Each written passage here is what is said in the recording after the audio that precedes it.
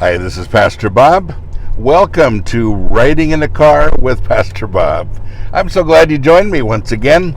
We're cruising in the Bob-mobile here, and I'm just leaving downtown Nashville here, driving back home. And so I hope you joined me in my last podcast when we took a little tour of Nashville. We've been doing that in the last couple podcasts, kind of showing you around a little bit in the area that I live and talking about some important things in the meantime. And today is no exception. I want to talk about the word believe today. And if there's any word, folks, that is misunderstood and misused a lot, it's this one. You know, we ask people, do you believe in God? And they answer yes. Which means what? Well, my grandmother does, so I do. Or, yeah, I believe in God, and I believe in the tooth fairy. Or, I believe in Santa Claus. Or, exactly what does that mean? What does it mean when I say I believe, period?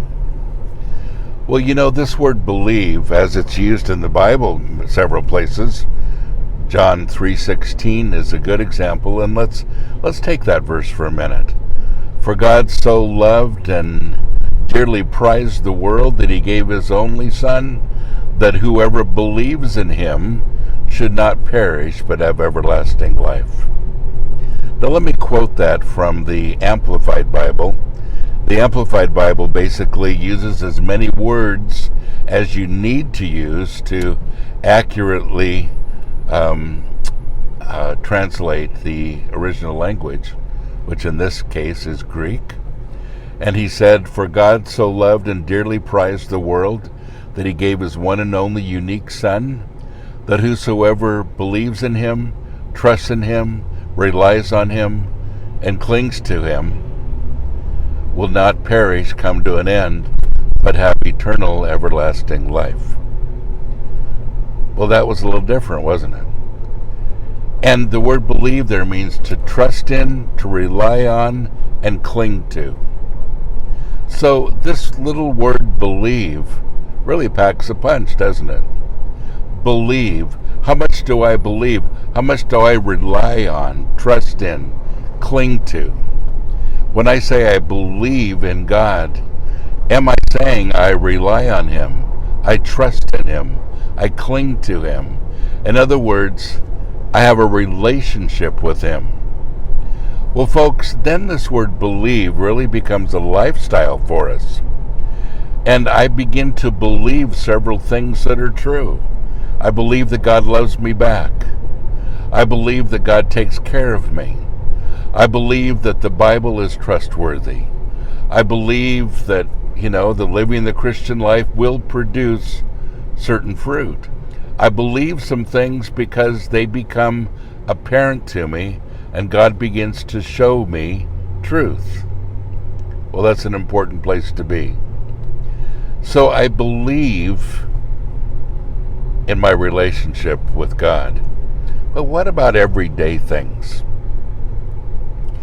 What you believe about a situation will absolutely dictate what you do. I think there are people who basically fall on either one side or the other. Those who are optimists and those who are pessimists. Those who believe, and I use the word loosely there, that there's always a problem and nothing will ever work out, are those who believe that something is worthwhile, that they're called, and they believe it's going to happen no matter the obstacles on the way. You say, well, I kind of fall in the middle there somewhere. You really don't. At any given time, you're doing either one or the other. So what does that mean to believe? And how do I get to the place where I'm allowing my belief system to either move me ahead or leave me in the dust?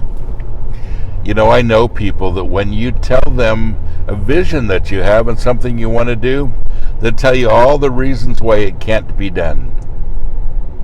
And I'm going to be honest with you, I don't surround myself with those kinds of people. That's really frustrating to me. I don't believe that that's a healthy place for me to be.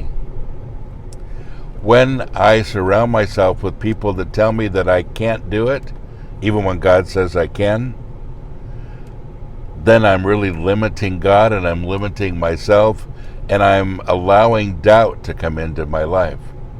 Now, there are good friends that will give you advice, and I think that's an important thing because they know you. But folks, the one thing that the Bible tells us to do with each other is to encourage one another. And it says, and encourage one another all the more as you see that day, the day when he comes back, approaching. So, if anything, we're supposed to be encouraging people more than we ever have. So believe. If God has given you something to do, how do you handle that? Do you look for all the reasons why it can't be done, and so you never do it?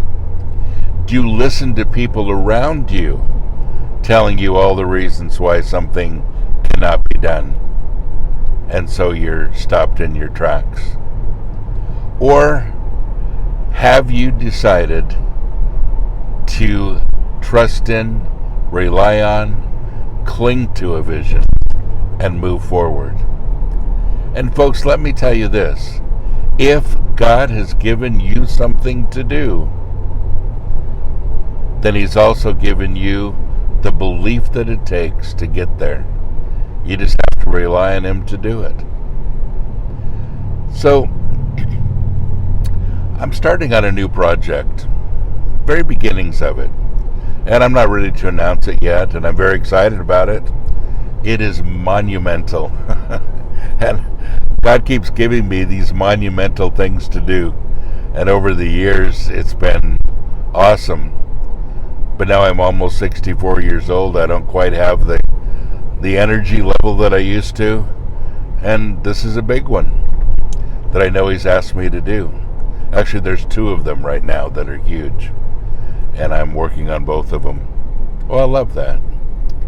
And I love the fact that the visions are from him, because I know I can trust them, rely on them, and cling to them. I know that I simply need to continue to walk forward. It's not my job to put all the little pieces together. That's what God does. But, that's what happens. And little by little, every day, things kind of fall into place. Had something happen to me, actually just a couple days ago. I was sitting in the morning and getting some ideas for one of these projects and working out a list of things that I needed to do, and I called my lawyer because I'm going to need some legal help on it, and I want to elicit his help with it also. And as I'm putting all this together, got together with some friends, and we're working on some projects, and the air conditioner in my car had gone out, and I don't tolerate the heat very well, and in Nashville, let me tell you, it gets very hot and very humid, so you can't be without air conditioning. But I have a very old car. It's 17 years old, and it's really not worth very much. I think the value is a couple $1,000s. So I took the car in, and I said, I think it probably just needs Freon. And the guy said, didn't we just have it in here like, 10 months ago, adding Freon? And I said, yeah. And he goes, you shouldn't need it that soon. I said, we'll check it out, see what's going on. So they checked it out. He called me, and he said there are several things wrong. We're basically going to need to put a new system in. And, these are guys that I really trust. They've been really great to me. And I said, well, okay, but how much will that cost? And he said, $1,100. Wow. I said, that's half of what my car is worth, and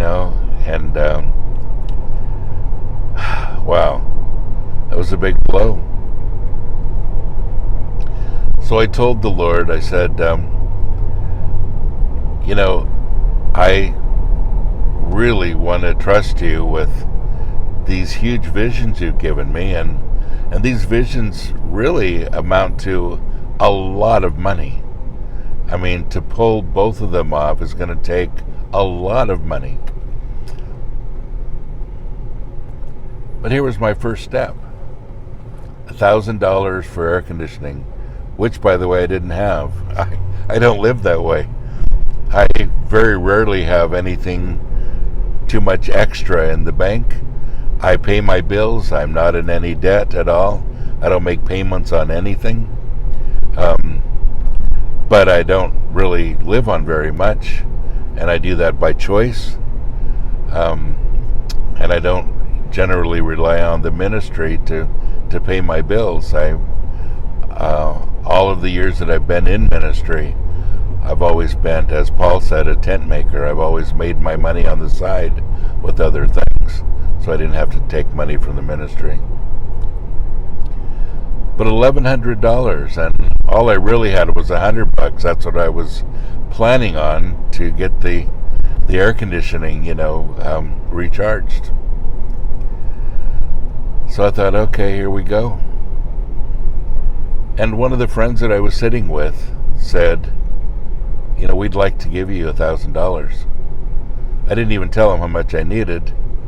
I didn't tell him hardly anything. They just overheard a part of my conversation on the phone when I said to the guy, I'm going to have to think about this because I'm not sure how I can do that. And so they said, we'd like to give you $1,000. And they explained why they had $1,000 and why they were willing to give it to me. Huge blessing. The reason that you and I are doing this ride-along right now is simply because, wow, that lady had an accident. Interesting. I had counted her going the other direction a little while ago, and she wasn't driving very well at all.